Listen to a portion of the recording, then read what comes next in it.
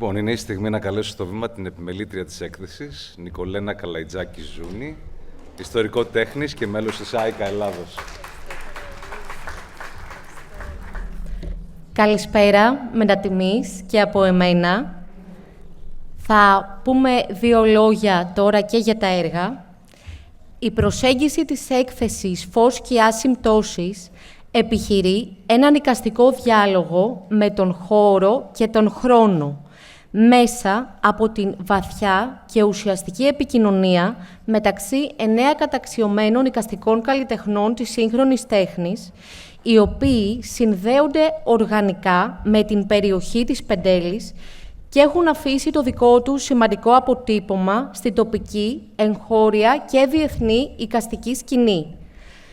Μέσα λοιπόν από την ζωγραφική, τη γλυπτική, την χαρακτική και το video art, οι δημιουργοί επανεξετάζουν τις έννοιες φως και σκιά, όχι ως απλά οπτικά φαινόμενα, αλλά ως δομικά και συμβολικά στοιχεία της καλλιτεχνικής πράξης, τα οποία αλληλεπιδρούν με την ιδιαίτερη αρχιτεκτονική του Μεγάρου. Στο επίκεντρο αυτού του διαλόγου βρίσκεται το εμβληματικό έργο, video art, της κορυφαίας εικαστικού πρωτοπόρου της γεωμετρικής αφαιρετικής τέχνης, Όπη Ζούνη, με τίτλο «Φως και ασυμπτώσεις», από όπου και η έκθεση λαμβάνει το όνομά της. Η αυστηρή γεωμετρία της Όπη Ζούνη συνδιαλέγεται αρμονικά με την πρωτοποριακή αφαιρετική γλυπτική του Αχιλλέα Απέργη, ο οποίος μέσα από συγκολλημένες μεταλλικές ράβδους και χάλκινες φόρμες παγιδεύει το φυσικό φως, επιτρέποντας τις σκιές των έργων του να λειτουργούν ως προέκταση του γλυπτικού όγκου στους τοίχους του Μεγάρου. Τη στιβαρή αυτή γλυπτική παράδοση συμπληρώνουν οι μορφολογικές αναζητήσεις της Ειρήνης Απέργη, η οποία εστιάζει στη λεπτή ισορροπία μεταξύ ύλης και περιβάλλοντος χώρου.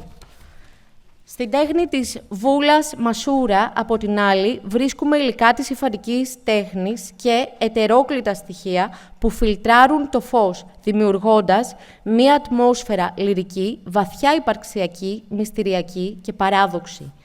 Ο Βασίλης Βαγιάννης, με έντονες επιρροές από τον σουρεαλισμό και τον συμβολισμό, συνθέτει έναν ονειρικό, ποιητικό κόσμο, μέσα στον οποίο τα χρώματα ανασένουν και παίζουν ζωηρά με τις φωτεινές εντάσεις. Η Εύα Αποστολάτου μας ταξιδεύει στις δικές της θάλασσες, που είναι φτιαγμένες από όνειρο και φαντασία, ρεαλισμό, αφαίρεση και ελευθερία. Η πολυδιάστατη συνάντηση των 9 εικαστικών καλλιτεχνών ολοκληρώνεται με την Λένα Ανέστη, τον Χέρμαν Μπλάουτ και την Ελένη Τσιφάκη, οι οποίοι μέσα από τις δικές τους ιδιαίτερες προσεγγίσεις στη ζωγραφική και την χαρακτική μελετούν τις τονικές διαβαθμίσεις και τον τρόπο κατά τον οποίο η σκιά γεννάει το σχήμα, αποκαλύπτοντας την κρυμμένη αλήθεια των πραγμάτων. Συνολικά, η έκθεση «Φως και ασυμπτώσεις» υπερβαίνει τα όρια μιας τυπικής παρουσίασης εικαστικών έργων, αλλά λειτουργεί ως μια χωρική εγκατάσταση, η οποία βρίσκεται σε εξέλιξη, με το ιστορικό καστέλο της Ροδοδάφνης να γίνεται ο βασικός συνομιλητής των έργων. Ευχαριστώ από καρδιά στη Δήμαρχο Πεντέλης, Νατάσα Κοσμοπούλου, την Αντιδήμαρχο Πολιτισμού, Άρτεμις Αργύρη,